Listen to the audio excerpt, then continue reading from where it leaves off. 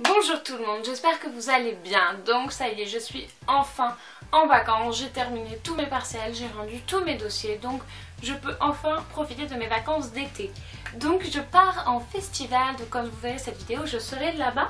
Et j'avais envie de vous faire une vidéo d'un peu tous les livres que j'ai prévu de lire en mai. Donc je sais pas si je vais vraiment tous les lire, mais en tout cas c'est la sélection que je me suis faite et j'ai déjà commencé. Et je piocherai dans celle-là quand j'aurai envie. Et ça peut, je me suis dit que ça pouvait vous donner des envies de lecture aussi. Donc je vais commencer par un classique entre guillemets, dans le sens où ça fait longtemps que je l'ai et longtemps qu'il faut que je le lise et que je ne suis jamais mise. Donc c'est L'appel du coucou de Robert Galbraith alias J.K. Rowling. Je sais plus si c'est le premier ou le deuxième qu'elle a écrit, je crois que c'est le deuxième, enfin après Harry Potter évidemment.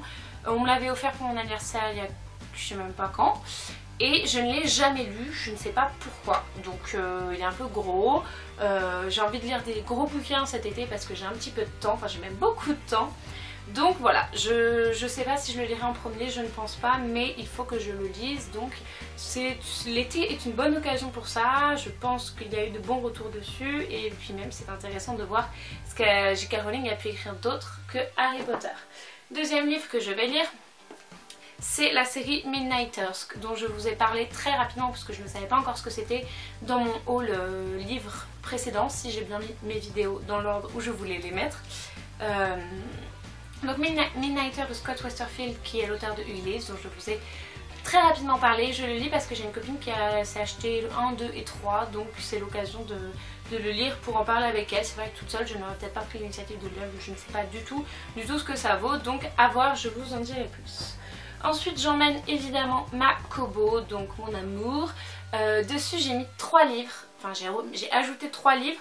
J'ai mis Le Labyrinthe 2, donc je crois que c'est La Terre Brûlée, et Le Labyrinthe 3, Un Remède Mortel. Donc ça faisait longtemps que j'avais lu le 1, le film est passé entre temps.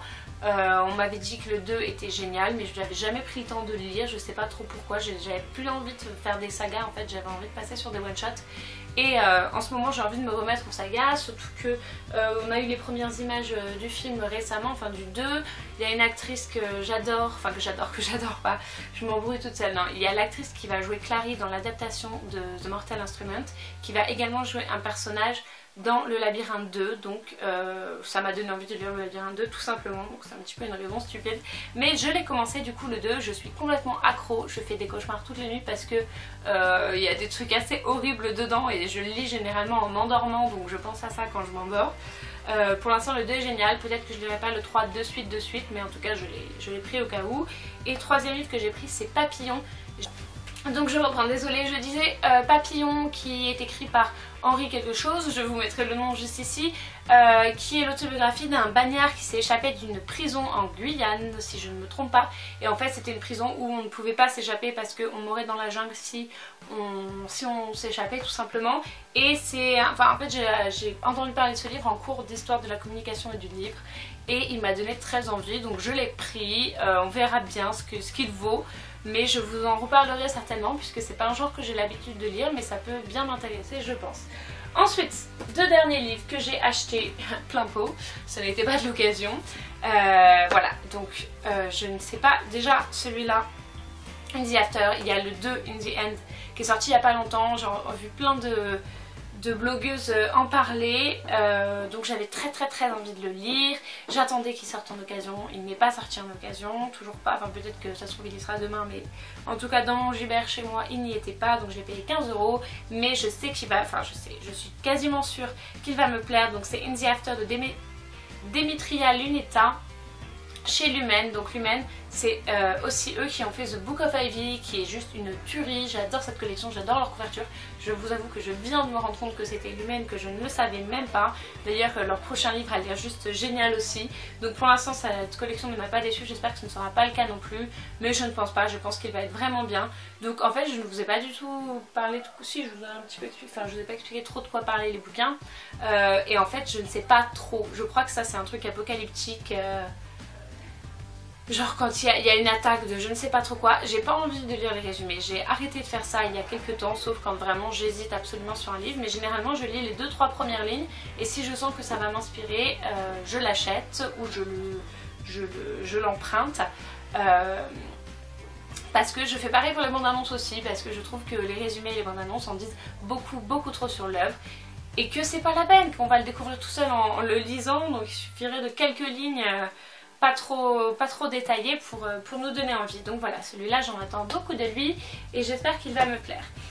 Et enfin Endgame, donc Endgame de James Frey chez Gallimard. Ah, il est de James Frey et Niels Johnson Shelton. Donc ce livre, ça fait longtemps qu'il est, enfin ça fait longtemps, il est sorti en 2014. Il m'intriguait énormément, tout le monde disait que c'était une copie d'Hunger Games, donc je vais vous expliquer pourquoi. Parce que la première phrase c'est 12 jeunes élus issus de peuples anciens, donc les gens voient 12, ils pensent à Hunger Games, alors que franchement, vu le résumé que j'ai lu en entier, celui-là, ça n'a vraiment rien à voir avec Hunger Games, à part sur le fait qu'il soit 12 et qu'effectivement je crois qu'il ne faut qu'il n'en reste qu'un à la fin, mais le contexte de base est complètement différent. Le but c'est pas qu'ils se battent dans un lieu restreint, enfin j'en sais rien, en même temps peut-être qu'il y a beaucoup de copies d'Hunger Games, mais j'ai eu envie de me faire mon propre avis sur le sujet. C'est un livre qui est vraiment obèse pour le coup, et qui a l'air vraiment super bizarre parce que il y a plein d'illustrations.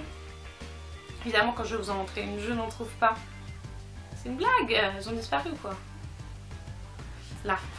Il y a plein d'illustrations, genre des trucs comme ça, presque à chaque fin de chapitre. Et en fait, j'ai découvert qu'il y avait une énigme mondiale, une vraie énigme qui a été faite par des... comment on dit? Des cryptographes, et qui le gagnant peut gagner genre 500 000 $ ou un truc comme ça, si on découvre la clé qui est cachée quelque part dans le monde. Enfin c'est un truc un peu chelou. Il y a aussi une application, il y a aussi à la fin plein de références en fait dans le chapitre, entre chaque chapitre il y a des toutes petites phrases bizarres avec des références internet, Google, qui sont toutes à la fin. Donc j'essaierai de faire ça, du coup d'essayer de le lire en suivant à chaque fois les références et en essayant de découvrir le code. Enfin moi je suis absolument nulle en énigme à la base, donc je vois pas comment j'arriverai à faire ça. Mais ce livre m'intriguait vraiment depuis quelques temps, c'est pour ça que je l'ai acheté en me disant on fait que le critiquer. Entre nous on fait que le critiquer parce qu'on se dit que en fait c'est un livre qui en fait trop et qu'en fait c'est pourri, mais je me suis dit il faut arrêter de critiquer les choses sans les tester, et je l'ai acheté. Donc à la base il vaut 19,90 € et je l'ai eu à 14,90 € en occasion chez Gibert.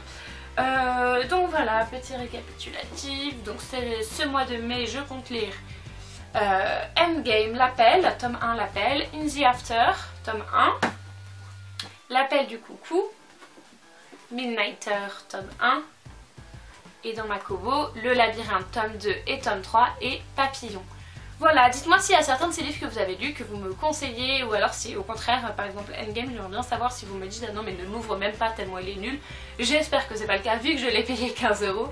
Mais n'hésitez pas à me le dire et à me dire surtout ce que vous lisez en mai, que je pourrais piocher dedans pour lire des livres le mois prochain, puisque là c'est l'été donc j'ai besoin de lire plein de livres, je vais en profiter, que là il y a eu les révisions et j'ai lu 2 livres même pas ce mois-ci. Là j'ai envie d'en lire vraiment beaucoup plus, surtout que je pars en festival lundi, que je vais avoir pas beaucoup de temps libre, mais justement tout mon temps libre j'aime bien le passer en bouquinant pour me détendre.